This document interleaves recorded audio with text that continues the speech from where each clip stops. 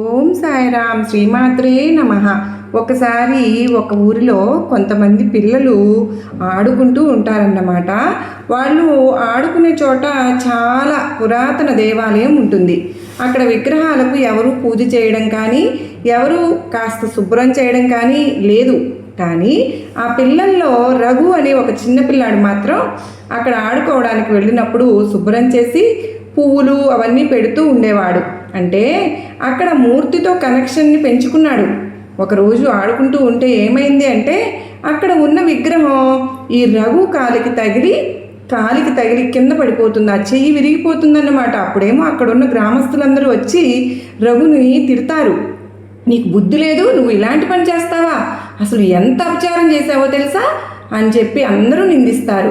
అప్పుడు ఈ రఘుకి మూర్తి దగ్గరికి వెళ్ళి చెప్తారు, నేను కావాలని చేయలేదు, అనుకోకుండా అలా జరిగింది, నన్ను క్షమించవా అని చెప్పేసి ఇంటికి వెళ్ళిపోతారు. కానీ నిద్ర పట్టదు రఘుకి.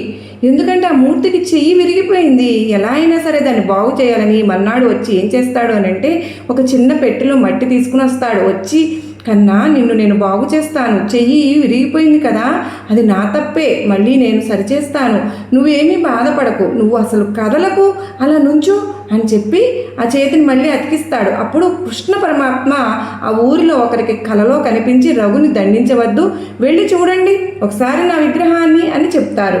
వెళ్ళి వచ్చి చూస్తే అందరూ ఆ విగ్రహానికి చెయ్యి అతికించాడు కదా రఘు, అతుక్కుపోయి ఉంటుంది. అందరూ ఆశ్చర్యపోతారంటే మన మనసులో నిష్కల్మషమైన ప్రేమ ఉంటే భగవంతుడు పలుకుతాడు అనడానికి ఇది ఒక ఉదాహరణ అన్నమాట.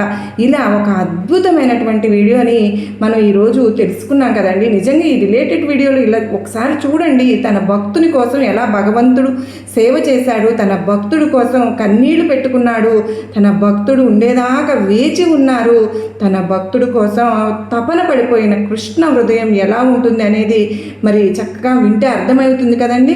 మనం భగవంతుని స్మరణ చేసుకోవాలి అని అంటే కూడా ఎన్నో జన్మల అదృష్టం అనేది ఉండాలి.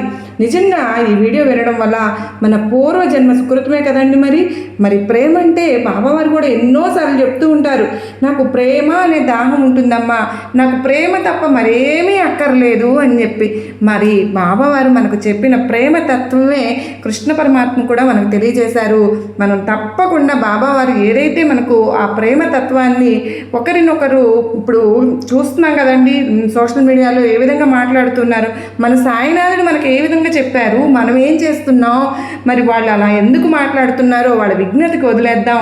మనందరం మాత్రం సాయినాథుని ప్రేమ స్మరణలో ఉందాం, బాబా నామజపం చేసుకుందాం. సర్వేజన సుఖినో భవంతు.